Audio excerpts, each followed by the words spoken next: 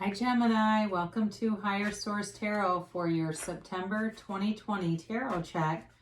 This is for all Gemini, Sun, Moon, Rising, and Venus. And I want to thank you all so much for watching the readings and hitting that like button. That does a cool thing in the YouTube algorithm so that YouTube will show the reading to more Gemini. So thank you for that.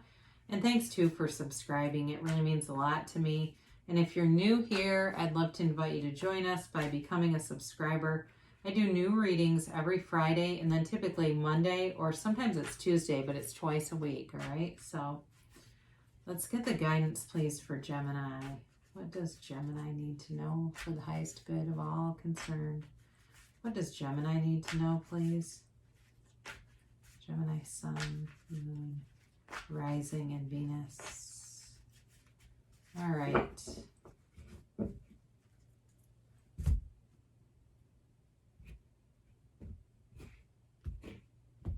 All right, so your current situation, you have the Devil here, and the immediate influence is the Eight of Swords.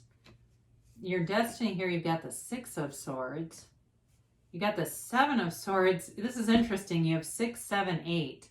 All right, so coming out of a conflict, you got the Seven of Swords in the distant past, the Six of Cups in the more recent past. Coming towards you, you have the Wheel of Fortune. You are represented here by the Hermit. The person or situation around you is represented by the Two of Wands. Your hopes and fears is the Knight of Swords. You got the Eight of Wands in the outcome. Boy, I really like this, though. You've got the Queen of Swords, and the Temperance card is clarifiers. So you've definitely got communication coming forward here, Gemini. But boy, are you leaving a restricted energy. I don't know what the hell was going on here, but it's just interesting that you have 6, 7, 8 all in the same suit. That's unusual. And, you know, what I like about it too, though, is you've got that Temperance card in here, and that's a card that shows up after a crisis. It's a major healing card. So you've got here, before we get into this too far, you've got here certainly air, Gemini, Libra, Aquarius. You've got Capricorn. You've got Sagittarius. You've got Virgo here too.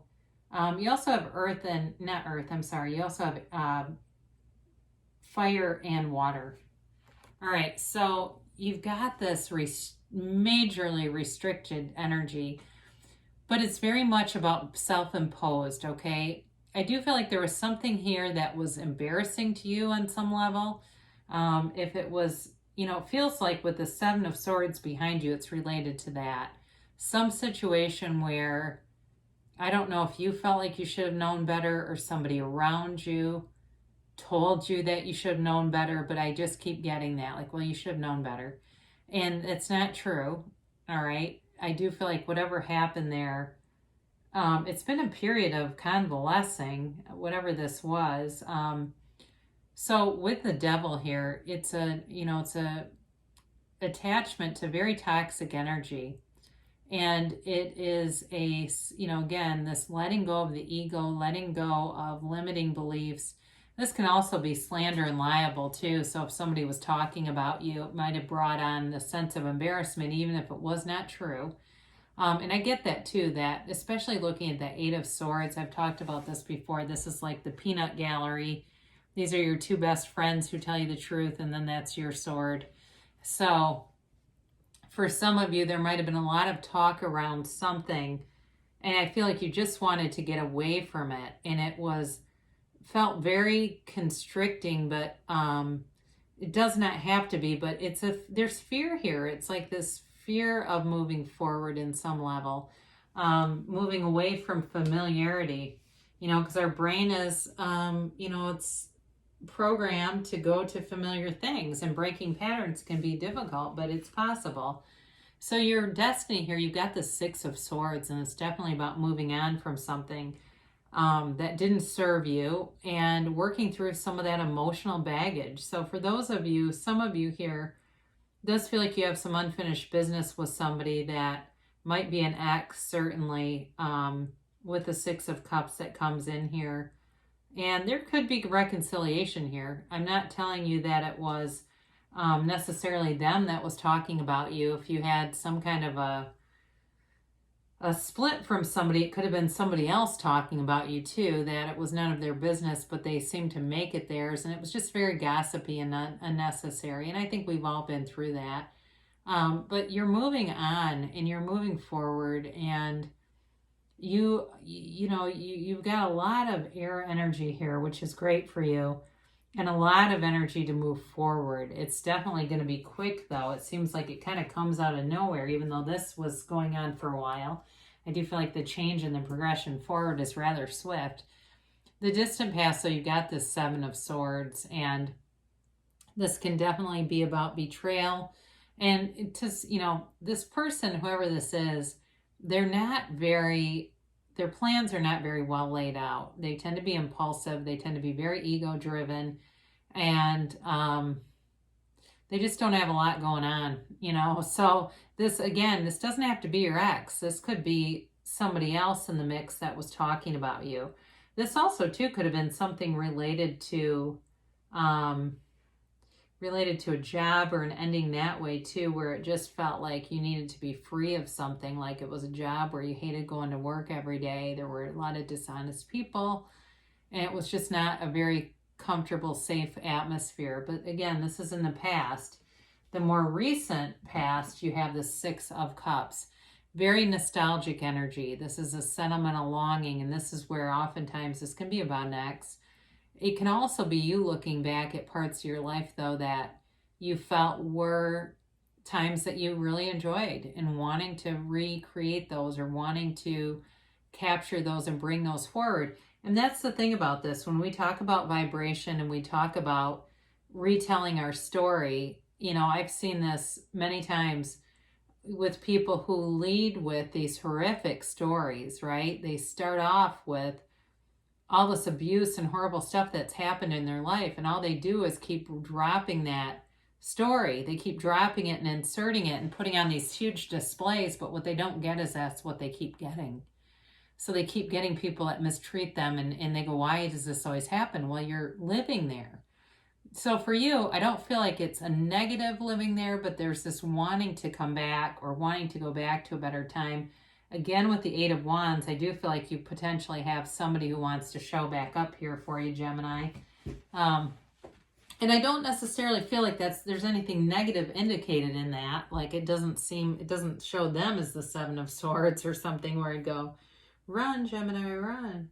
So you have coming towards you in the near future, beautiful energy. I mean, you've got the Wheel of Fortune, and this is definitely things turning in your favor. So for those of you that can really relate to this idea of you've been through it, you've got infinite abundance coming towards you. This is truly a manifestation card, and it's a time of great satisfaction. Every cycle you go through is transformation, and those of you that really relate to that constricted, restrained feeling, you're walking towards freedom. You don't have the Four of Wands here, but that's what it reminds me of, this really true freedom. Something more is coming towards you, but no, too, with this, it's a new cycle, yes, but it's also got a bit of luck. It's going to feel like you just can't catch a struggle. It's like whatever you do just seems to work out, and you finally feel like, I think I've had this for you before, but it's definitely coming for somebody if it's not already showing up. This feeling of like everything always is working out. Now, you've got the Hermit. The Hermit here, actually, in the order of the tarot, comes right before the Wheel of Fortune. It's reversed here, but that's okay. You're on the right path, Gemini. And with this Virgo energy, there's a real calmness about you, really centeredness about you, groundedness about you in a higher realm. There's like this higher connection to spirituality and to who we really are, that wholeness in you, and you're definitely being guided to a better place, okay?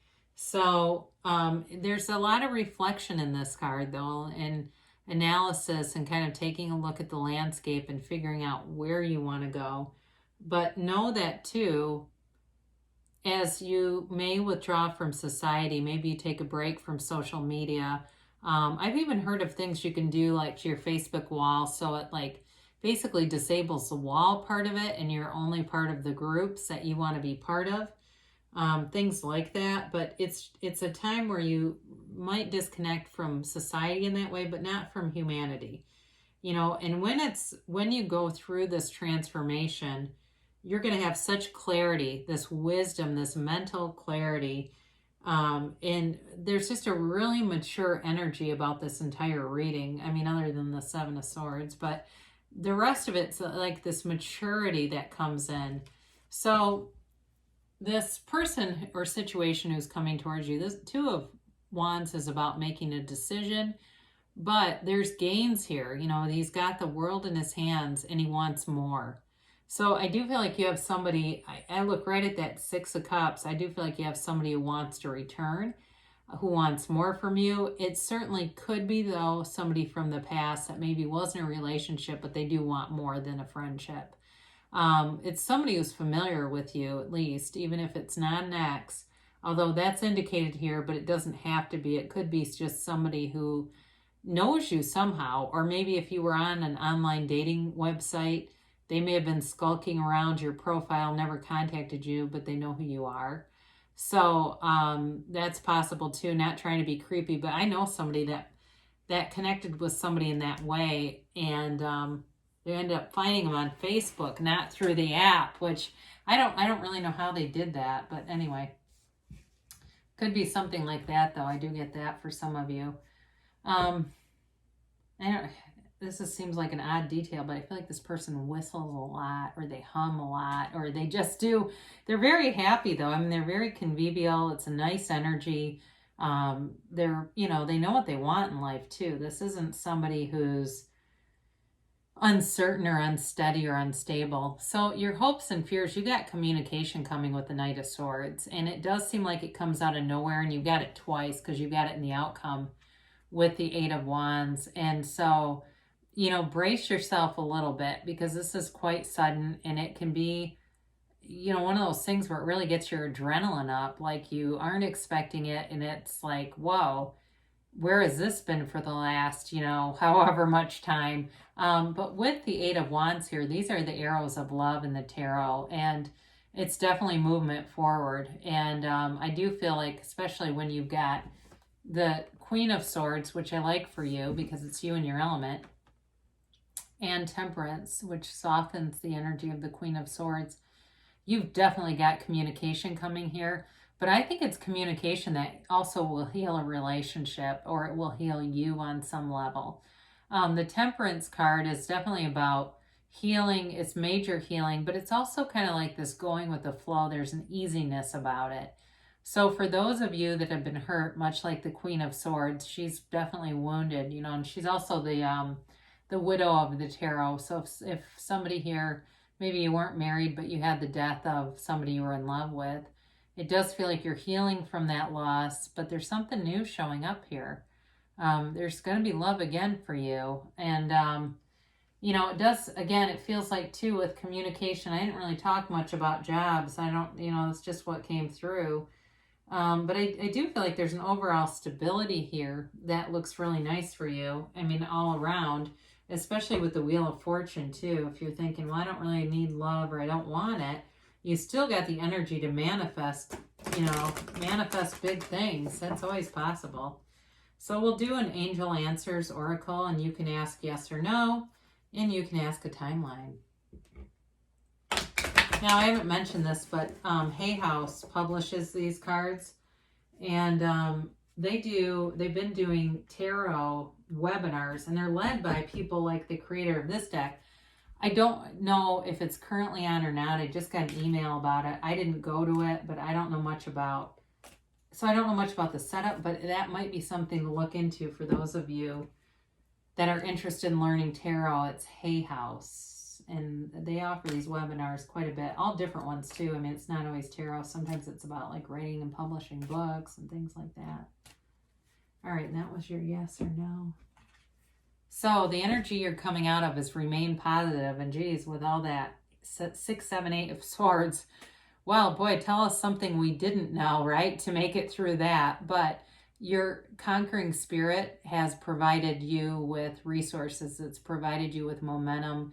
and it's gotten you through a really tough time. So, you know, really that positive energy, it's part of our new thought movement and it's carrying you far. But I love this card. It's probably my favorite card in the whole deck. Big happy changes. So I mentioned brace yourself. Boy, you've got something huge coming. I mean, this is a real turning point in your life that brings in joy, where you look back at your life and say that pain I experienced seems like it was somebody else's life. That doesn't even feel connected to me anymore. So whatever it is that you want, you can bring it towards you, and no need to worry. All right. So those of you that are feel like it isn't possible for you, of course it is. It's possible for every single one of us. We all have that universal power within us, and we just have to learn how to focus and how to bring things towards us that our heart desires without some of the anxiety. So they are telling you here, though, they really are truly telling you, you don't have anything to worry about. So the timeline, haven't had this in a while, wait. So they may be telling you, it feels very much connected to that hermit energy. And I also think the communication comes towards you. I don't think you have to do much, but just keep focusing on yourself. And the other thing is, when you're trying to manifest something, we talk about this periodically, you set the intention, then you drop it and you go do other things, because your continued constant focus on it can really put you in the vibration of not having it. And so it just keeps not appearing because you keep focusing on not having it without realizing it. So picture yourself at the end of it. If it's a marriage you want, you picture yourself in the house, in the, you know, gosh, I'm so happy this happened. We're together, we're married, we're happy, we're having fun. You see it through first person. And you set that intention, and then you go on and do other things. You know, you just don't keep focusing on that again and again, because that's when we get impatient. Now, you also have reconsider. So it says wait and reconsider. Reconsider does not mean you throw out the whole idea, especially with big happy changes here. It means some part of the plan, some element of this may need some revision.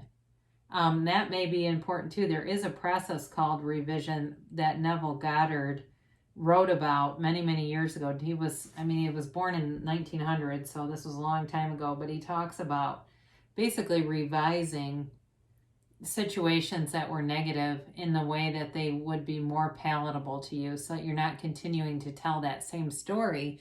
Now, this also, again, some element, if some of you are wanting to be the Knight of Swords and Eight of Wands, I think it's telling you to sit back a little bit. The communication will come to you. You don't even have to do anything. You just be you, be happy, Gemini, and great things shall come to pass for you. So I love you so much, and I'll be back again soon.